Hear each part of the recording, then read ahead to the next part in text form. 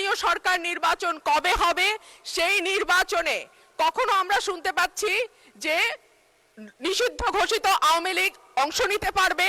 মন্ত্রণালয়ে যেই জেলা প্রশাসক নিয়োগ দেওয়া হয়েছে প্রতিটি জেলায়, তাদের অধীনে জেলাগুলো শাসিত হচ্ছে। এটা কিন্তু সংবিধানের সঙ্গে সরাসরি সাংঘর্ষিক।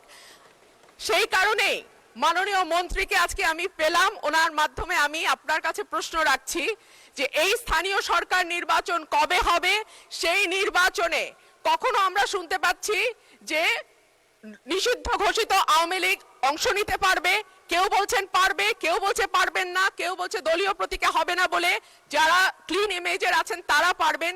এই বিষয়গুলো যদি মাননীয় মন্ত্রী পরিষ্কার করতেন, আমার মনে হয় এখানে আমরা যারা সংসদ সদস্য আছি, রাজনীতির সঙ্গে যুক্ত, আমাদের যেমন বুঝতে সুবিধা, একইভাবে স্থানীয় প্রশাসনে যারা রাজনীতি করেন, স্থানীয় পর্যায়ে যারা রাজনীতি করেন, তাদের জন্য বুঝতে সুবিধা হতো।